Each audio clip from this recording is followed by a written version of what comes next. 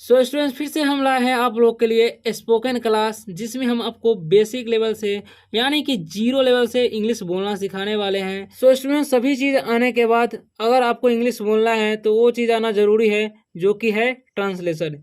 यानी कि आप किसी के सामने जाते हैं, अब बात करना चाहते हैं, सबसे पहले आपको मन में हिंदी आता है, ठीक। अब उस हिंदी को आपको इंग्लिश जितना जल्दी कर पाएंगे उतना जल्दी आप इंग्लिश बोल पाएंगे और आप किसी को इंग्लिश बता पाएंगे। इसलिए हमें इंग्लिश करने के लिए ट्रांसलेट करना बहुत ही ज़रूरी होता है। जितना जल्दी हम ट्रांसलेट कर पाते हैं उतना जल्दी हम इंग्लिश बोल पाते हैं, ठीक।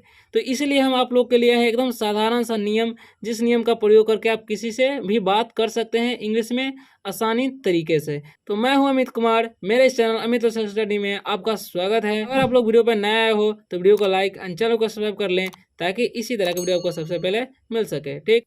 तो सबसे पहले जान लेते हैं कि हम सेंटेंस कौन सा सीखने वाले हैं, ठीक। तो हम लोग सीखने वाले अफर्मेटिव सेंटेंस यानी कि स्वीकारात्मक वाक्य, यानी कि जो भी चीज़ हम स्वीकार करते हैं उसको इंग्लिश में कैसे बोलेंगे और बात कैसे करें। तो देख लेते हैं क्या है यहाँ पर स्ट्रक्चर कौन सा होने वाला है जिसका प्रयोग करके हम इंग्लिश बोलने वाले हैं, ठीक। तो इंग्लिश बोलने का जो स्ट्रक्चर है वो है subject plus am is are plus noun.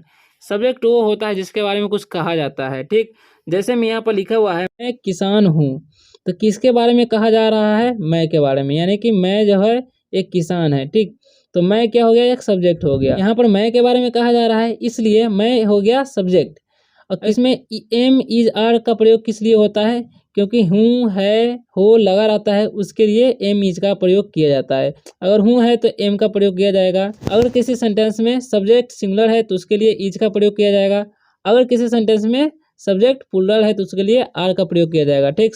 और उसके अनुसार नाउन भी लगाया जाएगा, ठीक। जो नाउन है यहाँ पर लिखा हुआ है मैं किसान हूँ, तो यहाँ पर मैं सब्जेक्ट है तो मैं पहले सब्जेक्ट है तो पहले सब्जेक्ट आई दे दिए।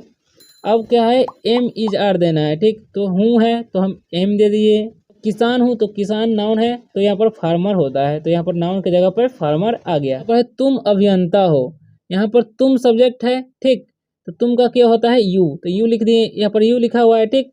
अब यू के साथ क्या लगा जाता है? आर का प्रयोग किया जाता है। हमेशा यू के साथ आर का प्रयोग किया जाता है, या चाहे यू सिंगुलर हो या प्लूरल हो, हमेशा उसके साथ आर का ही प्रयोग किया जाता है, ठीक। सब्जेक्ट क्या हो गया? तुम, यानी कि यू, और इसके साथ आर का प्रयोग किया जाता है, ठीक।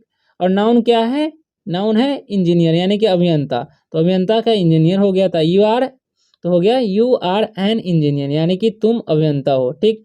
उसी तरह से है तुम लोग विद्यार्थी हो, ठीक।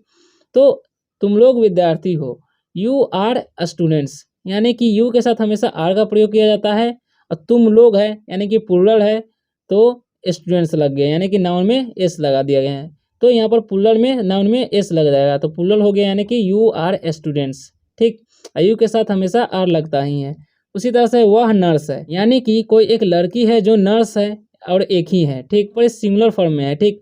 तो सिंगुलर के साथ क्या लगता है? इज लगता है, तो सी इज ए नर्स। और क्या है? एक सिंगुलर है तो इसलिए यहाँ पर इज लगा है, ठीक।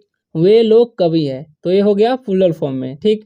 तो दे आर पोएट्स, दे मतलब होता है वे लोग, और यहाँ पर प्लूरल है तो आर का प्रयोग किया जाएगा, ठीक। बहुत सारे कवि हो गया है, इसमें भी एस लग जाएगा क्योंकि ये प्लूरल है। तो दे आर पोएट्स। यह छाता है, सब्जेक्ट यह है तो यहाँ पर दिस लगा दिए। अब दिस के यानी कि एक ही छाता है तो इसलिए सिंगुलर है तो इज लगा दिए, ठीक। और यहाँ पर एन अम्ब्रेला, यानी कि जब भी किसी वर्ड में पहले वोवेल्स आए तो उसके जगह पर एन का प्रयोग किया जाता है। जैसे में यहाँ पर अम्ब्रेला है तो यहाँ पर वोवेल्स यू है, इसलिए यहाँ पर एन का प्रयोग किया गया है। दिस इज एन अम्ब्रेला हो गया, यानी कि यह एक छाता है, ठीक। अभिषेक और आनंद डॉक्टर है, ठीक। अभिषेक और आनंद डॉक्टर है। अभिषेक और आनंद यानी कि प्लूरल फॉर्म में हो गया, क्या है कि दो आदमी है इसमें, ठीक। तो डॉक्टर है तो अभिषेक एंड आनंद आर डॉक्टर्स। ये जब भी प्लूरल होगा तो यहाँ पर आर लग जाता है, ठीक। यानी कि जब भी एक से अधिक नाम रहेगा तो उसमें आर लग जाता है, यानी कि प्लूरल फॉर्म में, ठीक। तो अभिषेक एंड आनंद आर डॉक्टर्स ज़्यादा प्लूरल फॉर्म में है इसलिए नाउन में भी एस लग जाएगा, ठीक। उसी तरह से रीना और स्वाति गायिका है, रीना और स्वाति गायिका है तो ये भी प्लूरल फॉर्म में है, तो Reena and Swati are singers. क्योंकि ये प्लूरल फॉर्म में है इसलिए नाउन में भी एस लग जाएगा, सिंगर्स हो जाएगा। और प्लूरल फॉर्म में हमेशा आर का प्रयोग किया जाता है, ठीक। अब ध्यान देने वाली बात क्या है, देख लीजिए।